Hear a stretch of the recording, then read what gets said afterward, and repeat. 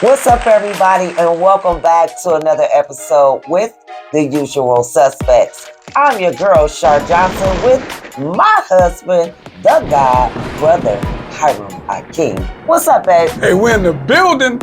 Hey, guess what? What? It's been a long time. If they knew what we had to endure to get here today, to get to this point today, they would be like, well, I'm glad you guys showed up. And of course, you looking marvelous, baby. Well, thank you. You're looking Thank beautiful. you very much. So listen, let's just get right to it. What are we talking about? Okay, let's talk about Jamie Foxx seen out in public on a boat looking healthy. Whoa, look who's out here, freaking folks. Look who's out. But it's a good thing. We're talking about none other than Jamie Foxx. He's out in public, giving folks their first look since his hospitalization in Atlanta. Bottom line, Mr. Fox's recovery seems to be going very well. In video footage obtained by TMZ, Fox is seen on Sunday afternoon, July the 9th, on a nice-sized boat on the Chicago River, smiling and waving and looking real good. In fact, as the boat from which the video was shot passed by, the passengers shouted out love to him and he responded. In the video, we also get a quick glimpse of a few others on board as well. We're guessing they were family members. If so, that makes sense because they've been at his side throughout his entire ordeal, and it's been documented they've been visiting him during his rehab time in the second city. Seeing the multi-talented star out in public is super encouraging because, as you know, there's been a lot of speculation about his condition. Even as of today, he nor his camp has spoken on what he has been dealing with. Okay. So I saw the video. Did you see the video? No, I did not see the video. Homeboy on a boat, lamping, chilling, you know what I'm saying? Looking quite himself. Haircut, Caesar pretty tight, looking quite himself and everything. So this was over this past weekend, right? That's a good thing, though. Yeah. I mean, some people say action speaks louder than words. I'm of the component of I'm of the person that thinks that actions don't speak, actions display, words speaks. So actions can't speak louder than words; they display. And we are a visual people, okay? Okay, that's we a good analysis, a very good analysis. If we don't see it, it's hard to believe it. You know, somebody can say whatever they want to say. You know what I'm saying? But when you sin, they say sin is believing, and we see that man out and about doing his thing. Big ups, all praises to the Most High for the health of my brother Jamie Foxx. So I guess the reason why I probably didn't see that video, because I was too busy paying attention to the shorts and the videos that come up on my little timeline. And the video that I had seen, I guess he was making mockery of something somebody had said, and his eyes were looking crossed. And I had to go back and read it again because when I first looked at it, I'm like, oh, man, Jamie Foxx is messed up. So whoever put that video out was dope. Because actually now I know it was a picture of it being made mockery of those who was trying to say that he was on his deathbed. And so he was fighting back a little bit. A little tongue-in-cheek, if you will. So I thought that was super dope. That was dope, man. Hey, listen, we've got to tell you at the top of the show, don't forget to hit the like button, y'all. It's imperative you hit that like button to help us through the algorithm and whatnot. And don't forget to hit the share button and subscribe if you're new here. Tell a friend we do this thing every Tuesday. And this is my lovely wife. What are we talking about next, baby? Oh, let's talk about Tasha K. Charbroiled for saying Blue Ivy can't dance. Her mama has to be honest with her. Let's go with it. All right. The Beehive targeted YouTuber Tasha K last week after she criticized the dancing of Beyonce's 11-year-old daughter. Blue Ivy has joined the dancers for her mom's summer tour, and most fans can't get enough of her concert poppiness.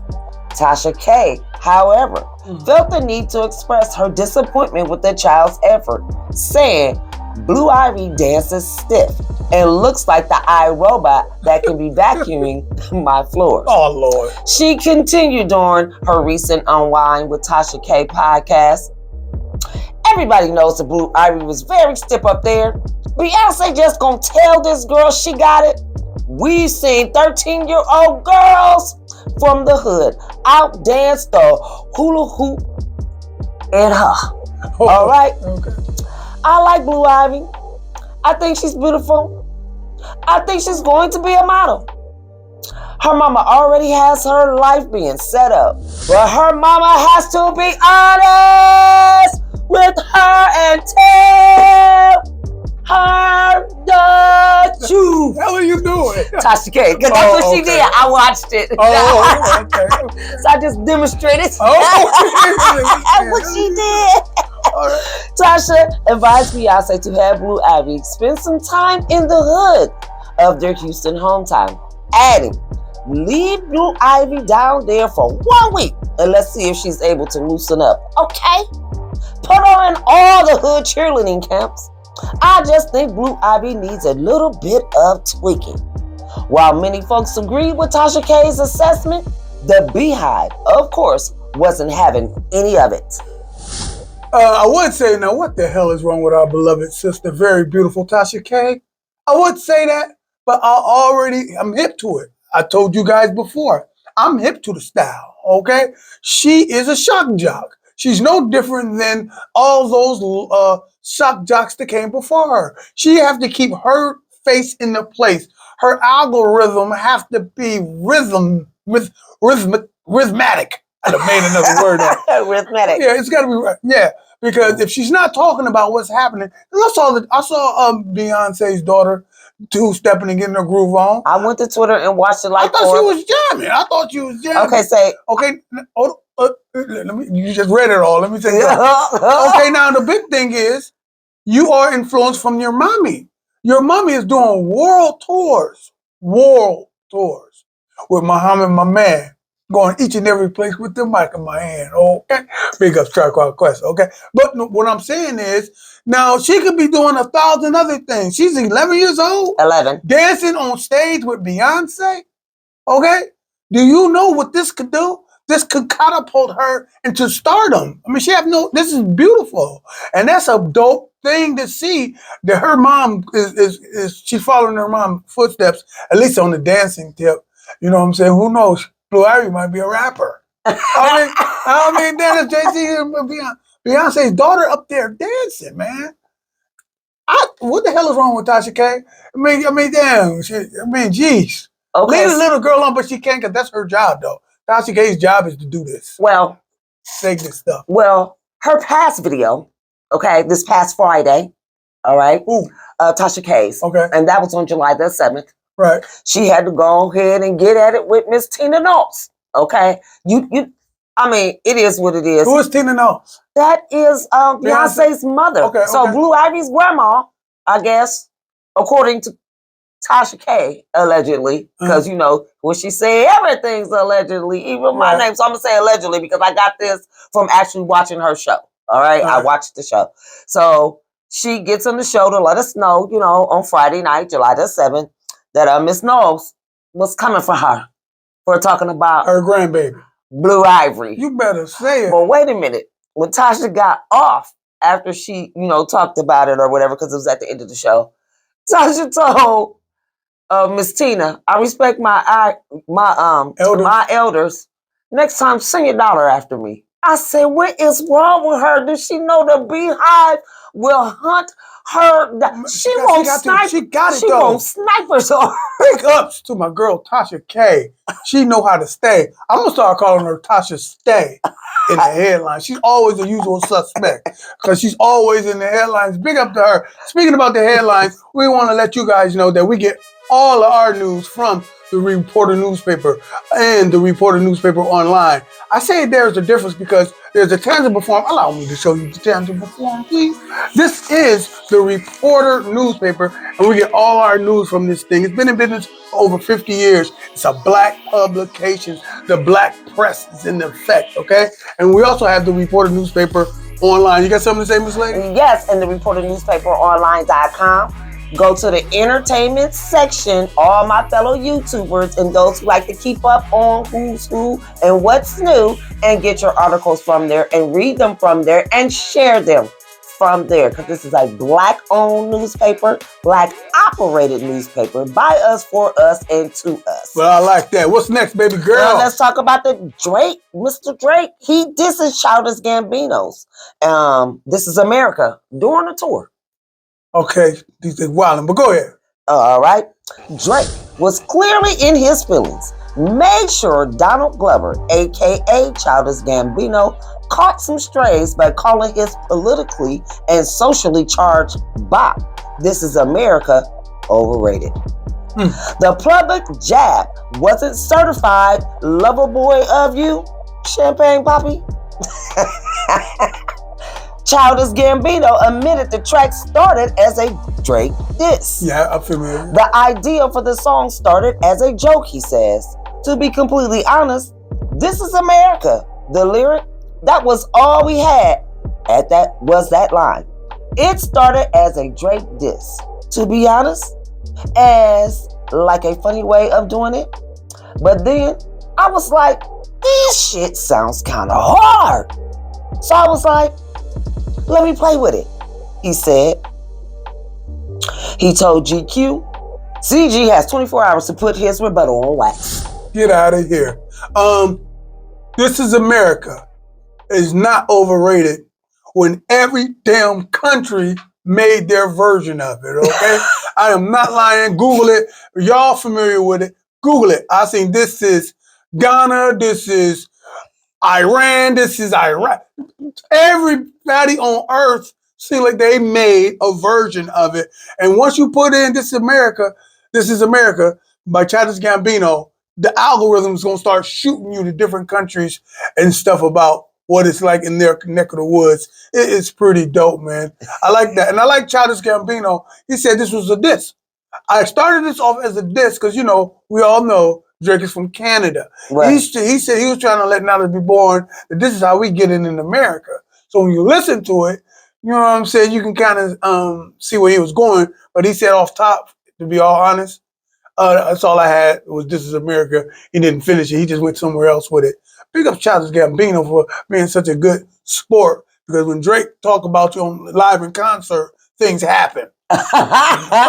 So Childish Gambino said, thank you, Champagne Poppy. You know what I'm saying? What we got next? Well, let's talk about popping some champagne with some celebrations. All right. The Brat gives birth. Well, all right.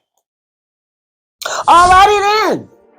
Congrats are in order for the Brat and her wife, Jessica Judy Harris, depart.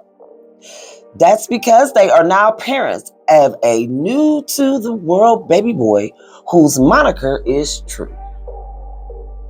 Feels like a dream. He's perfect in every way. I'm very appreciative for such a blessing of our bundle of joy. This journey has been more amazing than we could have ever imagined, Brat admitted to People. The 49-year-old rapper excitedly added this: I can't believe he came out of me. As far as the specifics of the birth, True came into the world in Atlanta at 8:30 p.m. Thursday evening. Little dude weighed at 7 pounds, 8 ounces and measured 20 inches long. Okay. And that was on July the 6th, you guys. His name had been True Legend Harris Dupart, but now that we've met him, we are tempted to name him Perfect, Harris Dupart said. We're taking a breath of relief because the People article confirmed the new parents are wisely not making that move. Naming a child Perfect would be a disaster. We got some other news going on in the Brats. Also, this is important. Do we got another news? Yeah, read this. This is about his name. This is going to blow you away. Okay. A former employee of Jessica's has since accused the happy couple of stealing the names of her 2 children. But Jessica bit back on social media by resharing a 2020 interview the Brat did with Dish Nation, where she said the names were a combination of her and Jessica's. Shawty Shantae is my first name and Dupart is my baby's last name, Brat said at the time. Carry on the legacy of the parents, darling. The former employee, who goes by Shanae Solacek, claimed on Instagram over the weekend that Legacy and Shantae are the names of her two sons and advised Jessica to back off. There are so many names in the world. My two sons' name did not have to be it, she wrote. I advise you to back off. I don't do well with demons trying to attack my children. I am ready for war. For war, ATP. One name, I would have said, okay, so many people had that name, but to take both of their names? Jessica replied on her Instagram story, writing alongside the interview. No negativity as we celebrate our perfect son. Okay, all right. But let's get one thing straight with love. This my wife on Dish in 2020. She continued, we didn't have a daughter, but my wife's pick of our son's name is a perfect fit for him with no one else's child in mind, especially a person we no longer follow, interact with, nor know what the fuck is going on in their life. Listen, I gotta say it. I believe Sister Girl is telling the truth. I do. I mean, it ain't gonna be a coincidence.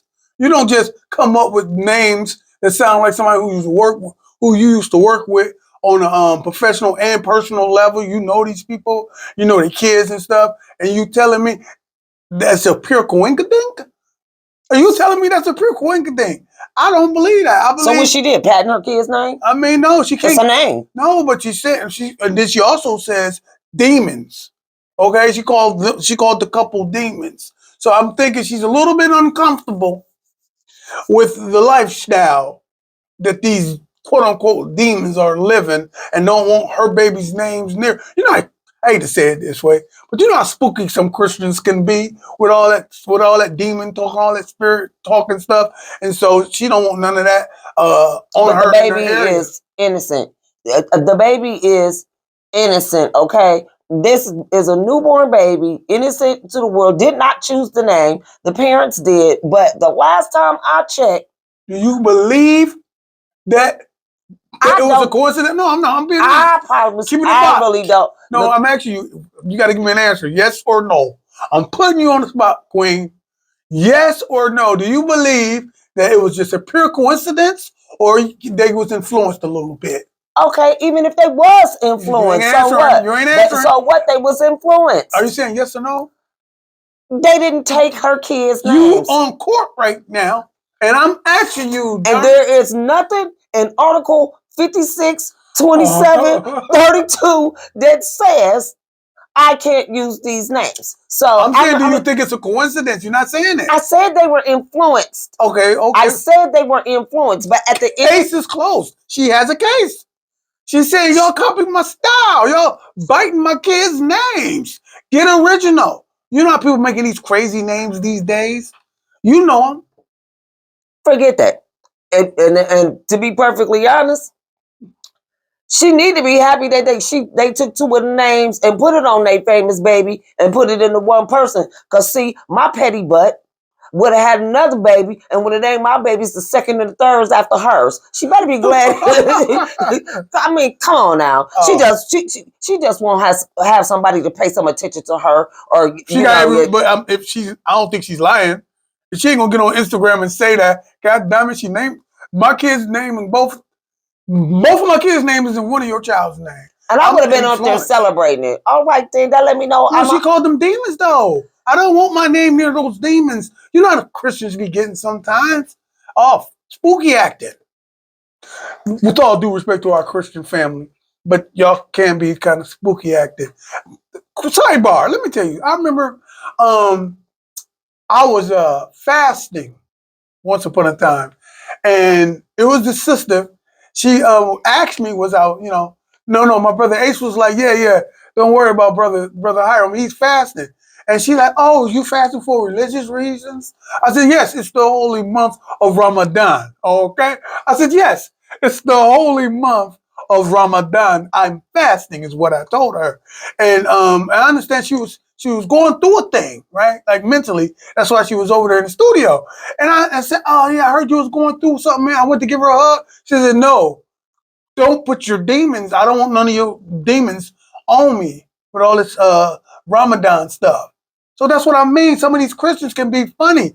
I'm just getting, man, first off, this is what I should have said. To hell with you, you not a good looker anyway. I am not interested. I'm trying to be, sympathetic to your crisis or your crises. I'm just trying to give you that support, that little moral support. I didn't really want to hug you like that.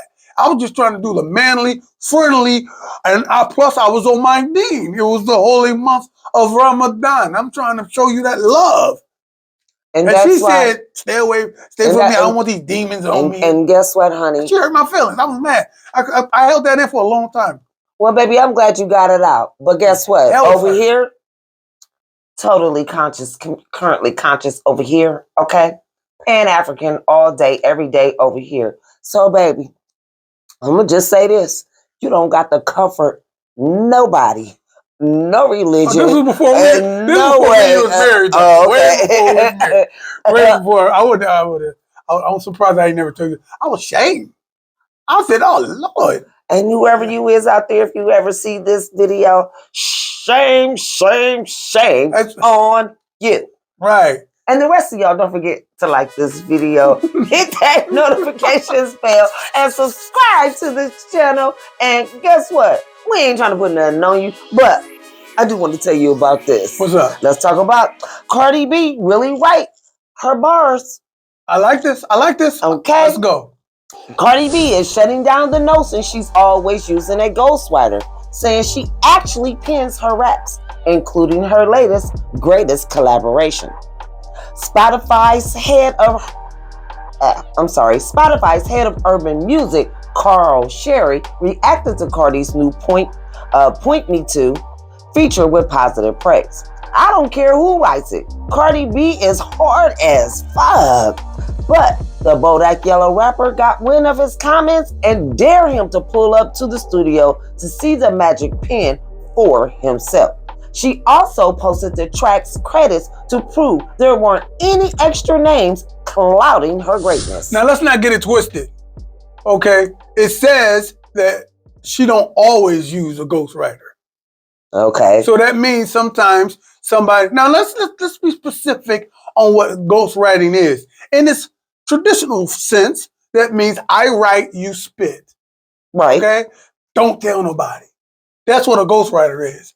I am the secret hand and style to your lyrical verbs and nouns. Okay? All right. That's what a ghostwriter is. But when you're making music these days and you're making them for different artists, you become a what? Not a ghostwriter, you become a songwriter. That is correct. So if Cardi B wasn't rapping and somebody ghost wrote for her in the R&B sense of the word, she would be having a songwriter writing for her. And that's what Cardi B does. Some people come to her with hooks and stuff like this and songs already made. A lot of people don't know this. Songs are submitted, damn near done. That song by Beyonce, this is sidebar, but it's going to connect. That song, you must don't know about me. She said, I can have another you in a minute, whatever the hell. Neil produced, wrote that song first. And he said, his manager told him, I don't think that'll be a good song, talking about you can have another chick in a minute. That ain't going to work well with your damn fan base when you have most chick fan base, right? So what he did was it was shopping around because he's a songwriter.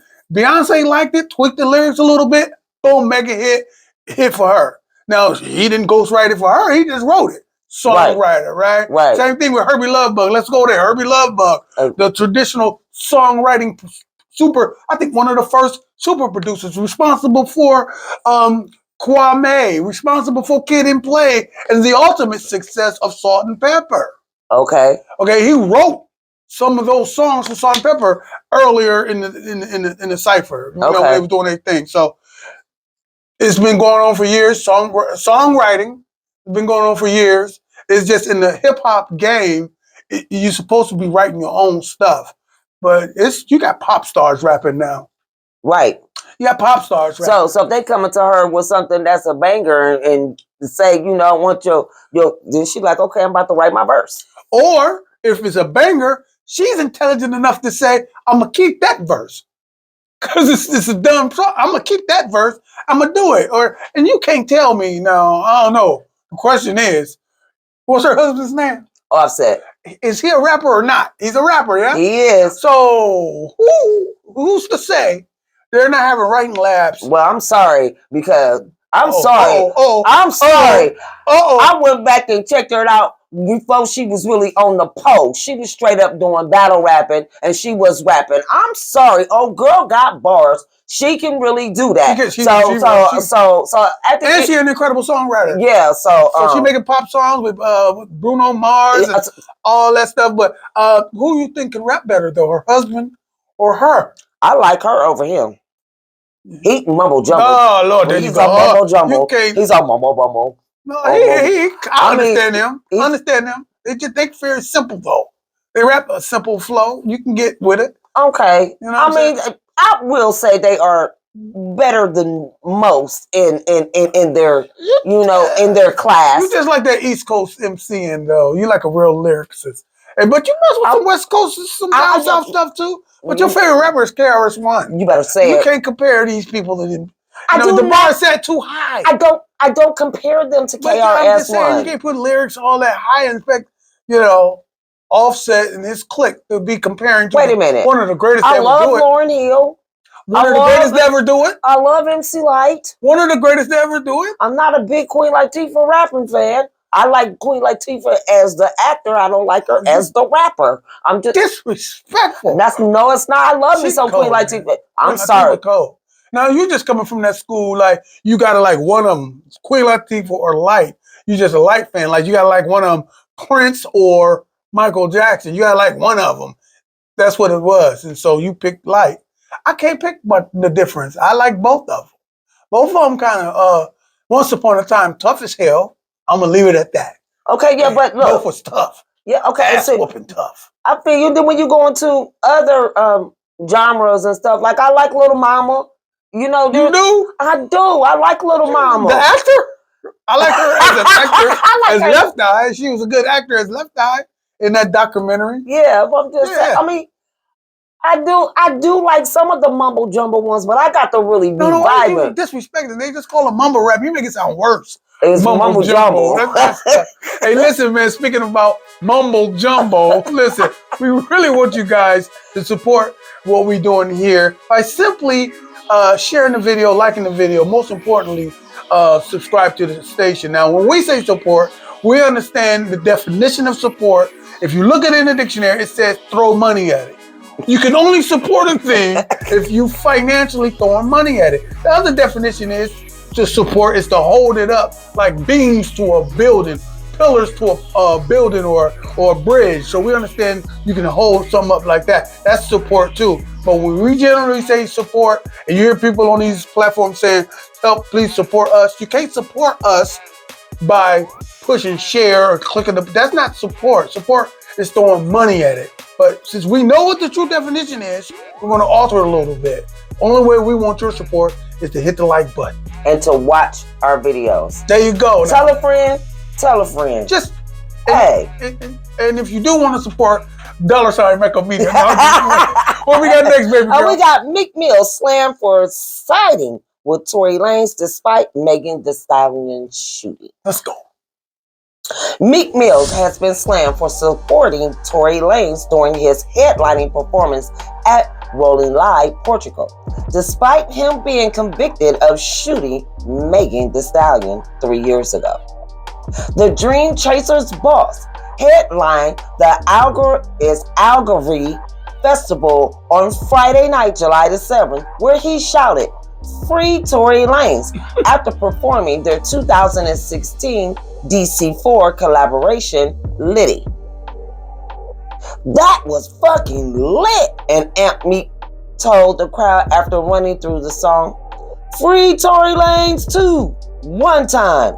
Considering his checkered past with Tory and former ties to Jay-Z's Roc Nation, which reps Megan, fans were perplexed to hear Meek Mill backing the controversial Canadian rapper. Meek Mill should be giving little Tory some survival tips for life inside the slammer, one fan wrote on Twitter, while another added, Meek Mill is always on the wrong side of history. Even if you feel in your heart of hearts Tory should be free, just keep it to yourself. Meanwhile, others welcome Meek speaking up, claiming 90% of the industry knows Tory is innocent. Meek shouting free Tory should tell you something. This only the beginning. Meek Mill's always find himself on the wrong side of the situation, man. He's, you're supposed to pick and choose. Man, my thing is, just be quiet, bruh. Don't say nothing about this man. He's in jail. And people are sensitive about this topic. And I know he did a song with you. He did a song with you. I understand, by showing respects, do the song and everything. But you can't free everybody. I'm just saying, free everybody. Come on now. Now, we talking about these concerts and stuff like that. Do we get to Dre, people throwing stuff up at them yet? We haven't got there yet. Okay, because I'm going to say what I got to say about that. Okay, but you can't free everybody. And I know it's the thing to say in our community. We say this all the time. Free Mook Mook. Okay, now the Mook Mook I know don't mean freeing. Okay? Keep that in jail. Okay? Oh, I mean, you can't free everybody now. Mook Mook now. Now, he in jail for goddamn, But I look like free Mook Mook. Come on. I get it. I do understand where he coming from, because during the whole situation, I'm gonna be honest, I'm glad I wasn't a juror, because I would have been one that would have been like, I'm sorry, I can't. While they were saying guilty, I would have been saying, I'm sorry, it ain't enough for me, it ain't enough evidence. It ain't enough stuff. It was too much going on. And I'm gonna be honest, I get where he coming from, but seeing his particular history and stuff in the industry, I agree with the one Twitter person. Even if you believe that in your hearts of hearts, keep that to yourself, or talk about that amongst your peers. Don't do that freely in the public like that while you get in your bag. A girl got shot in the foot. Okay, at the least bit. That's come on. Now we're gonna just leave it at that. Yeah, a girl got shot in the foot. Now, let's just say if you mistakenly sucker punched her, okay, and went to jail for whooping her ass, okay, would he say free your boy then? We can't free everybody. Now that was a mistake. They said. Okay, so they said the mistake was, the shooting of the foot. I've been following. That's what he is. That not what he in jail for? This happened during the pandemic. And he's in jail for shooting feet. The foot, is that what this is about? Yes. So did he do it on purpose or not? I'm gonna be honest. No, be honest. You don't. If you don't. I don't know if he did it on purpose. I don't actually know if he is the one that shot him. It was her. Shot him? Shot her. It was her and two other people in the car. They had just came from a party, drunk. They was outside and all kind of stuff at the gas station. I followed it kind of closely. Like I said, if I was sitting on the jury, I would have been that juror.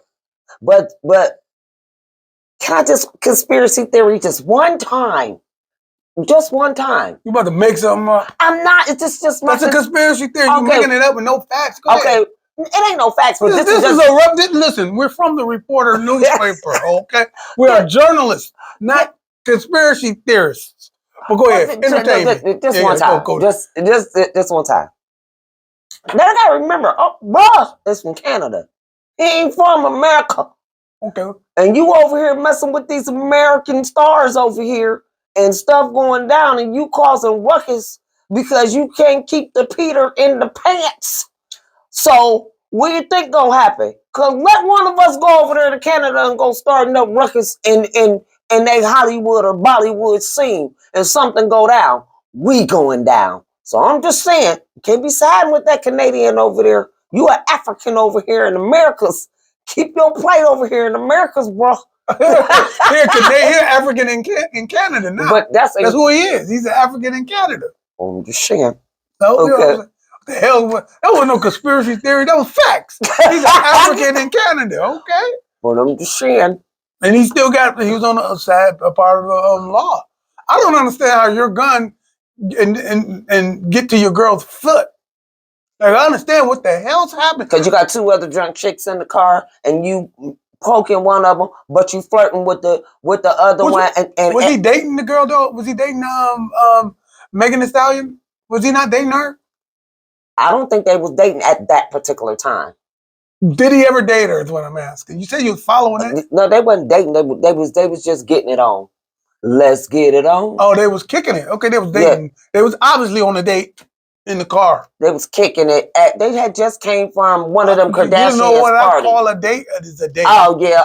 Instead of time to do something, y'all do it. Yeah. Unless y'all meet up somewhere and then you come back. Because they was at a pool party. They was at one of the younger Kylie or one of them pool parties. Okay, back to what I'm saying. You can't free everybody. Right. Bottom line. I mean, I'm agreeing with you. Okay. But I'm just telling you why. Don't free mook mook. Well, I'm just telling you why I think. Free mook mook. Don't think they. With the black fist and everything. Don't do that. I'm telling you why they convicted him. Anyway, Lil Baby gave away $20 million worth of merchandise. Well, let's go. Lil Baby recently participated in a Fanatics Global Volunteer Day with his buddy Michael Rubin, resulting in $20 million worth of merchandise being distributed across the country. On Friday, Baby joined forces with VaynerMedia for his newest single and video combo, Merch Madness, which celebrates the charity blowout that took place on June the 27th. The visual begins with Baby surprising students inside Harlem's Frederick Douglass Academy on the last day of the school year. Baby eventually details his involvement by rapping, "Real Trench, baby, business with fanatics. This like 20 million on a giveaway, 20 buses, 20 cities, stadium to stadium. For them to see their idols giving back to them, making people go crazy. I get paid when I appear. To do this, I volunteer." Big ups, man. Michael Rubin is, remember that party I was telling you about where I seen all the stars and all the white party? That was his party. Oh, okay. Who the hell is this guy? Okay. This guy well, we talking about the Tom Brady and Eli Manning and Jay-Z. Yeah. Okay. Who the hell is this guy? So Meek Mill was there too. Yeah, Meek Mill was there. And so this is good. This is good that you can network at events like that too, and you're able to bring forth something positive for the community. Right. Okay. I thought this was a good look. I wasn't a huge fan of what's his name, Lil Baby. Lil Baby. I wasn't. So many babies out there. The Baby. It's the Baby. Little Baby. Big ups to Baby though. He done had a lot of babies. Big ups to Baby from Cash Money, man. God dang. Because now you got Little Baby, the Baby, Shoe Baby, Nene Baby. Come on, and Mook Mook the Baby Killer. And Pink Baby. Yeah, you know what I'm saying?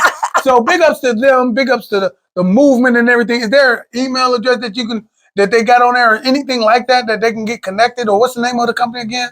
It's Fanatics Global Volunteering. Of course, and go to the reporternewspaperonline.com in the entertainment section so that you can get that information. So if you want to give back to them, information is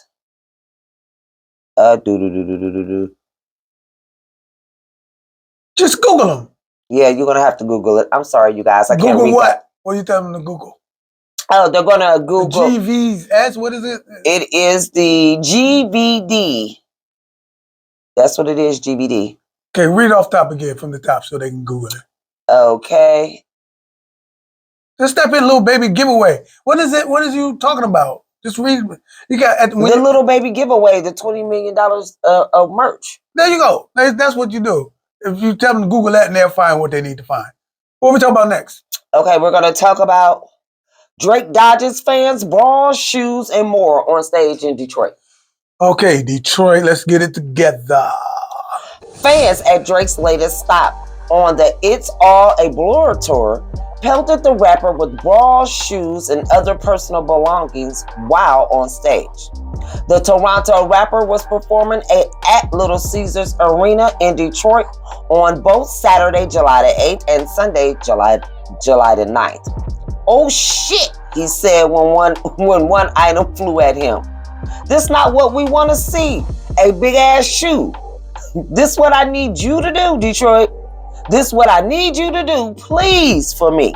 I'm so grateful to be back in this building with you after all this time that we had to sit in the crib, right? Please stop throwing bras up here. I can't. I feel like I'm on cleanup duty tonight. Titty cleanup duty. This is crazy. Here's what's really crazy. It's the thing that's going on. I don't know what the hell is going on with you fuckers out there. Okay, I'm gonna keep it a buck. You and I know everybody is torn. My man Drake just alluded to the fact that we've been locked up so damn long with this pandemic, right? With this pandemic, that those people, along with everybody else, couldn't go out and enjoy these concerts, right? Right. And now, since I believe, this is my theory, not a conspiracy theory, but this is my educated guess on that a lot of people that's entertainers, singers, rappers, or whoever the hell else that lives good off of checks, not good off checks, good off of checks that's coming from performing. I believe that those 2 years that they had to sit, okay, or at least that solid year that they had to sit and everything was closed, that they was financially hurt. Now everybody and their mama is on the road. Everybody. Yeah. Damn it, I seen the Oak Ridge Boys. I'm not lying to you, not saying that they was not touring. I'm seeing people one-hit wonders. It's man, listen. Is Vanilla Ice touring? I bet you he is, man. I saw Chill Rob G. I know you guys don't know what I'm talking about. I saw Chill Rob G on the stage. Okay, that's the guy who did I Got the Power. I got the power. Dun, dun, dun, dun, dun. That's his claim to fame, but I can give you a real Chill Rob G lyric from back in the day. He used to be with the Flavor Unit, Queen Latifah, Lakim Shabazz, all these people, okay? Now, I see him tour. I said, Jesus Christ, man. I said, get your money, Chill Rob G. But I'm saying this to say, Drake hit on to it. Now, all these people are on tours now. Mm-hmm. And we, the audience, is losing our goddamn minds. We're throwing shit, not just bras. Hell, Lil Nas X, they get thrown stuff. I mean, they throwing phones, shoes, bottles, any and everything on there. I don't know if this is a sign of respect or this is just blatant. I think it's a. You throwing your phone at somebody? Yeah. Your water bottle? Call me. Man, they throwing with my cell phone. I saw a comedian, I'm not lying, today. A woman threw a pocket pussy on the thing up at him. A pocket in a box. It was brand new in a box. He said, what is this? A pocket pussy? Yeah, and then another one threw a damn dildo. Brand new in the box. And he opened it up and he said, oh my God, it's a dildo. That was part of that. It's a that dick. Was part of that. That was part of that. No, I'm telling you, this is what's happening. Okay. But he's a comedian, so he got to work the damn thing, right? And he says, damn, it's a dick. And she said, it's edible. He said, it's edible? He says, oh, man, he opened it. And they was clapping, yeah, eat the dick. Eat the dick. It was great and everything. And this guy he was working with it. He said, I thought he was going to have a mouthful of dick in a minute. You know what I mean? But instead, he said, but you know what would be funnier? Because he's a comedian. If Helen eat it, okay? So he was able to play it off. Lil Nas X, when they threw that thing up at him, he didn't like that. It was disrespectful. A lot of this stuff happening. I'm asking you guys, if you guys are going out and enjoying all of these tours, I'm talking from Chill Rob G to Melly Mel himself, okay? I mean, he's always touring this time of year. Yeah. To J. Rue the Damager. I mean, when I say everybody's touring, everybody's touring. From the Oak Ridge Boys to who was the God dang, I'm looking at the girl and Donnie and Marie touring. They still alive? Well, they got the makeup and stuff. They better not be dead. But if they are, that ain't gonna stop people from performing. Everybody's performing. Tupac hitting stages with the little AI. Yeah, not just the AI, but the holograms and stuff. So, hey man, stop throwing shit up at people, man. These people working for you. You pay the tickets and you hitting people up there. You throw a shoe at Drake, a shoe. You throw a shoe. Are you coming in with a shoe to throw, or you taking your shoe off that you worked it out to throw a shoe at this brother? I don't know, man. Get your stuff together. America, they're coming on tour to see you. You get to see them. They ain't gonna come back to Detroit. Yeah, and not only because of that, they also when Drake and 21 Savage got into the thick of their set together in Detroit, the search and rescue star confirmed that they went over the time restrictions. In fact, he revealed that it cost roughly $10,000 per minute beyond the city's curfew. Still, the rapper didn't sweat and opted out to pay the fine rather than cut the performance short for his fans, according to All Hip Hop. He ultimately racked up about 6 figures in fines. So you tell me the concert was over at 11, and each minute after 11, it was $10,000 per minute? $10,000 per minute, and he racked up a six-figure fine. Just because he was out there rapping. Hey, but listen, they say he gets like $1 million a pop. That's what they say. So my thing is, you didn't put this show on, bro. The promoters did. Mm-hmm. Okay, so the promoters got to pay that. So I guess you're gonna pay the promoters, or let them keep. They say 239 something million. I mean $239,000. That's how much it was, something like that. He performed that long? So I believe the promoter is going to get it. Okay. He's going to have to, or just take it out of his pay. One way or another. I'm going to have to do some research on that. If I got you on tour, brother, you get your ass. If I paid for you to come, so he ain't going back. Yeah. So he ain't going back to Detroit. Hell no. The promoter said, don't you bring that goddamn Canadian rapper back over here in Canada. That's right over the bridge. Right. It's right there. I'm just saying. All right. Victor Wembanyama responds to Britney Spears slap controversy. Victor Wembanyama is speaking out about the Britney Spears slap incident in Las Vegas on Thursday, July the 6th. Spears claims a member of the San Antonio Spurs security team slammed her after she gave Wembanyama a friendly tap on the shoulder in an attempt to meet him. According to Wembanyama, the pop star grabbed him from behind outside Catch Restaurant, and that's why the head of his security popped her in the face. As People reports, the 19-year-old NBA star addressed the situation in the video shared by Ken's reporter Nate Ryan on Twitter. I saw the news, obviously, Wembanyama told reporters in the clip. I woke up to a couple of phone calls. Something did happen a little bit when I was walking with some security of the team to some restaurant.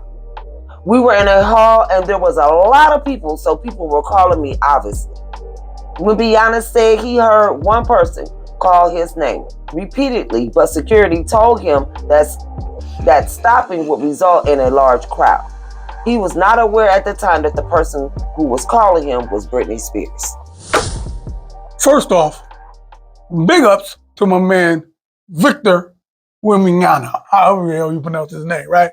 This brother here, I didn't know he was 19. Did you know he was 19? I knew he was young. Damn, he's 19. I thought he was playing pro over there. No, good. He's over here right now because he's playing in the summer league. Right, but I thought he was playing pro over there. He was a pro over there. He got drafted here, but he was playing pro ball. I guess you can play pro ball early. On now, because you know. Early, but he's 7'5". Yeah, they have him in the factories at 9. So, man, he's from France or something, man. Listen, you're a racist, okay? No, but this guy, apparently, he before we get to that part, apparently he dropped the dud his first summer league game They say he didn't do that great, right? The second one, though. Second one, how'd you know that? Come on, now I keep up on that stuff on the ESPN. I do. Okay, I know Come that. on, I'm just gotta let them know.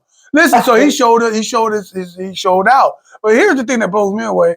What the hell is Britney Spears thinking? Here's San Antonio, who's been subpar since Duncan them left and whatnot. They've been in reconstructive mode. They haven't had that star player since Kawhi left and whatnot. Oh, yeah. Parker and Ginobili, all them people. That is real. So you got Greg Popovich. I think that's the dopest name in all of basketball.